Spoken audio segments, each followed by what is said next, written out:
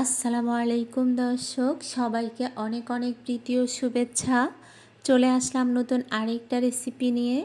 খুবই জনপ্রিয় আর খুবই মজাদার এই রেসিপিটা।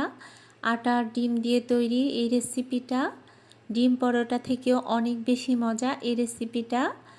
আর যেহেতু আমরা এটা অল্প তেলে বানাবো, এটা বাচ্চাদের টিফিনের জন্য বেস্ট একটা রেসিপি। উপরে সস দিয়ে এভাবে রোলের মতো করে পেঁচিয়ে বক্সে দিয়ে দিবেন। দেখবেন বক্সটা খালি চলে আসছে, তৃপ্তি করে আপনার বাচ্চারা খেয়ে নেবে। আশা করছি সবার ভালো লাগবে। তো এর জন্য আমরা প্রথমে রুটিটা তৈরি করে নিচ্ছি। রুটির খামিরটা আমরা সবাই তৈরি করতে পারবো। এটা কাঁচা আটার রুটি। আমি আর খামিরটা তৈরি করে আপনাদেরকে দেখালাম না। এবার এটাকে সেঁকে নেব। আগে থেকে সেঁকে নিলে এটা খুব দ্রুত হয়ে যায় আর পারফেক্টলি হয়, সেজন্য আমি হালকা করে আগে থেকে সেঁকে নিচ্ছি। খুব সহজেই আপনি সকালবেলায় বাচ্চাদেরকে এই রেসিপিটা তৈরি করে দিতে পারবেন। এখন খুবই গরম পড়ে, বাসা থেকে বাচ্চাদেরকে টিফিনটা দিলে বাচ্চারা সুস্থ থাকবে। এভাবে আমি রুটিগুলো তৈরি করে নিয়েছি। এবার আমরা ডিমটা রেডি করে নেব। এর জন্য এখানে আমি পেঁয়াজ নিয়ে নিলাম। ডিমটা আমরা সবাই ভাজতে পারি, খুবই সহজ, যে কেউই পারবে। আর যাদের বাচ্চাদের সকালে স্কুল থাকে তাদের জন্য এটা তো একটা বেস্ট রেসিপি। সকালবেলা সবার অনেক ঝামেলা থাকে, খুব দ্রুত এই রেসিপিটা আপনি আপনার বাচ্চাদেরকে তৈরি করে দিতে পারবেন আর বাচ্চারাও তৃপ্তি করে খেয়ে নেবে। এখানে আমরা ডিম মাখানোর জন্য জানি রেগুলার একটু জিরা, হালকা ধনিয়া, হলুদ, লাল মরিচের গুঁড়ি দিয়ে মাখিয়ে নিলাম, স্বাদমতো লবণ, সবশেষে একটু ধনেপাতা দিয়ে দিলাম। এরপর ডিমগুলো ফেটিয়ে নেব। একটা একটা করে ডিমটা ফেটিয়ে নিচ্ছি।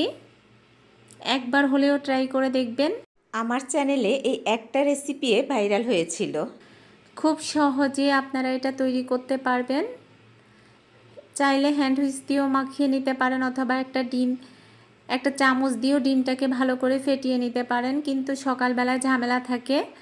আমি হাত দিয়ে মাখিয়ে দেখিয়ে নিলাম।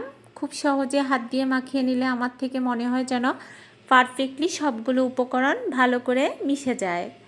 এরপর আমি চুলায় একটা ফ্যান বসিয়ে দিলাম, এর উপরে দিয়ে দিচ্ছি ডিমটা। এবার ডিমটা দিয়ে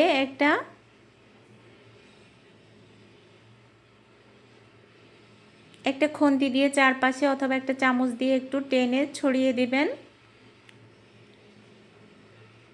এর উপরেই আমরা রুটিটা দিয়ে দিব।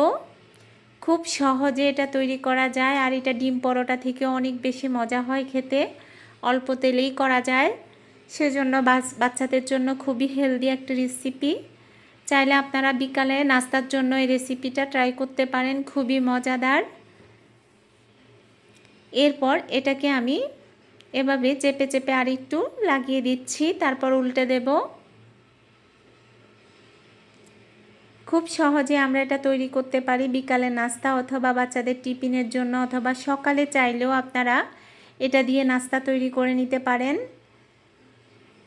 এভাবে চুলা থেকে নামিয়ে মাঝখানে একটু সস দিয়ে পেঁচিয়ে রুটিটাকে রোল করে দেবেন। রুটিটা অনায়াসে বাচ্চারা তৃপ্তি করে খেয়ে নেবে। আমি আপনাদেরকে কথা দিচ্ছি, একবার হলেও ট্রাই করে দেখেন, অনেক মজা লাগবে এই রেসিপিটা। আর চাইলে এভাবে দুপাশ থেকে ভাজ করেও নিয়ে নিতে পারেন। এটা ডিম পরোটা থেকেও বেশি মজাদার। অল্প তেলে দেখুন তৈরি করা হয়ে গেছে। আমি আরেকভাবে আপনাদেরকে তৈরি করে দেখিয়ে দিচ্ছি। আমি ওভাবে দুইটা তৈরি করে নিয়েছি, নামিয়ে নিয়েছি আগে চুলা থেকে। আর এটাকে এভাবে একটু ভাজ করে নিয়ে দেখিয়ে দিচ্ছি। যে কোনোভাবে চাইলে আপনারা তৈরি করে নিতে পারেন। এরপর দেখুন এটাকে মাঝখান দিয়ে আমি আরেকটা ভাজ দিয়ে আপনাদেরকে দেখিয়ে দিচ্ছি। আশা করছি আপনাদের ভালো লাগবে। ভালো লাগলে আমার চ্যানেলটা সাবস্ক্রাইব করে বন্ধুরা আমার পাশে থাকবেন। ভিডিওটাকে বেশি বেশি শেয়ার করবেন, লাইক ও কমেন্ট করতে ভুলবেন না।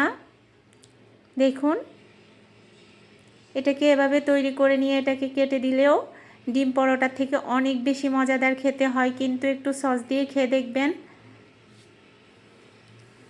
তো এভাবে আমি সবগুলো তৈরি করে নিয়েছি। আশা করছি সবার ভালো লাগবে। ভালো লাগলে অবশ্যই পাশে থাকবেন। দেখুন বন্ধুরা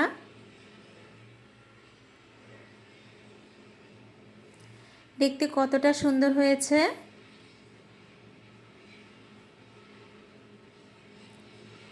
এবার এটা আমি আপনাদেরকে একটু কেটে দেখাচ্ছি।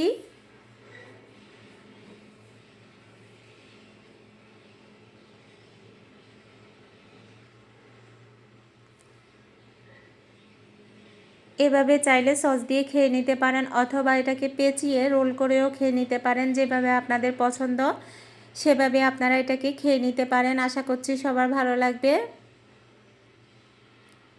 অথবা মাঝখানে এরকম একটা সস দিয়ে এটাকে রেডি করে নিতে পারেন।